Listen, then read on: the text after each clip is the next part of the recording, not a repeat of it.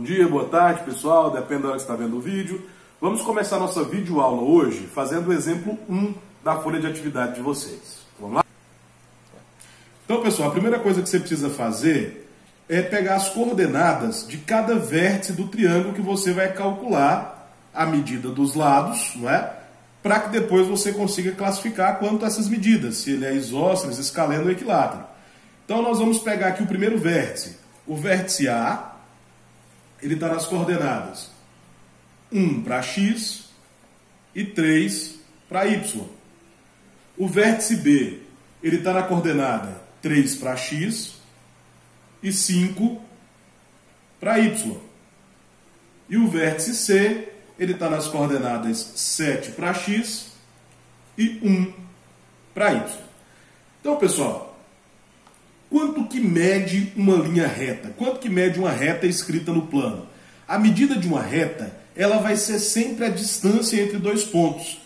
Se eu quero saber qual que é a medida desse lado do triângulo, então eu preciso descobrir quanto que mede essa reta que começa no vértice A e vai até o vértice B. Para eu saber quanto mede essa reta, basta eu calcular a distância entre esses dois pontos.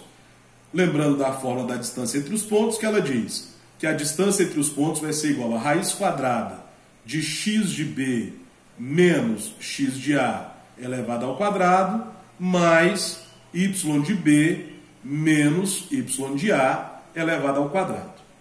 Substituindo aqui na fórmula, nós temos que x do ponto B, o x do ponto B ele vale 3, menos o x do ponto A, que vale 1. Elevado ao quadrado, mais o y do ponto B, que vale 5, menos o y do ponto A, que vale 3, e vou elevar essa medida ao quadrado. Então a distância vai ser igual, vamos resolver primeiro quem está dentro do parênteses, 3 menos 1, 2 elevado ao quadrado, 5 menos 3, 2 também elevado ao quadrado. Então a distância vai ser igual 2 elevado ao quadrado vai dar 4, mais 2 elevado ao quadrado, 4. Então a distância vai ser 4 mais 4, raiz de 8. Nós vamos deixar na raiz, não é, pessoal? Nós vamos ter que tirar o que der de dentro dessa raiz. Então vamos decompor em fatores primos. 8 por 2, que vai dar 4, por 2, que vai dar 2, por 2, que vai dar 1. Lembra que quem formou casal junta e sai da raiz, quem ficou solteiro fica preso dentro da raiz. Então a distância vai ser 2 raiz de 2. Então nós só resolvemos a primeira parte. Agora nós precisamos calcular a distância, já que nós temos que calcular o perímetro desse triângulo, nós temos que calcular a distância do ponto B, dessa reta que começa no ponto B e termina no ponto C. Então nós vamos de novo aqui, ó. A distância, ela vai ser igual x de B menos x de A elevado ao quadrado mais y de B menos y de A elevado ao quadrado. Aí você lembra que esse A e B não é necessariamente o nome do vértice. A é onde a reta começa e B onde a reta termina. Então aqui, o x de B ele vai ser a coordenada x do ponto C. Então o x de B aqui ele vale 7.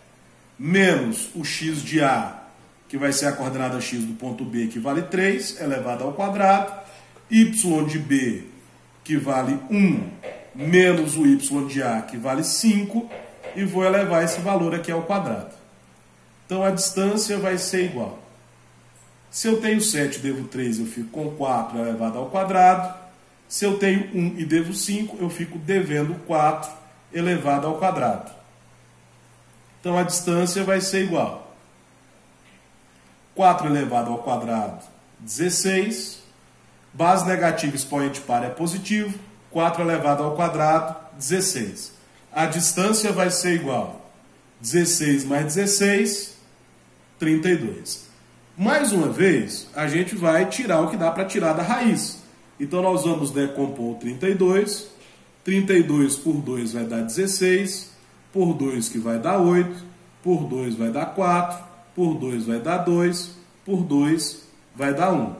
Lembra que formou par, ele junta e sai da raiz. Formou par, ele junta e sai da raiz. Quem não formou par, continua dentro da raiz. Então, 2 vezes 2, 4, raiz de 2. Então, pessoal, eu já tenho que esse lado do triângulo de AB, ele mede 2 raiz de 2, e esse lado BC, ele mede 4 raiz de 2. Então, falta eu calcular a medida do lado que vai de C até A.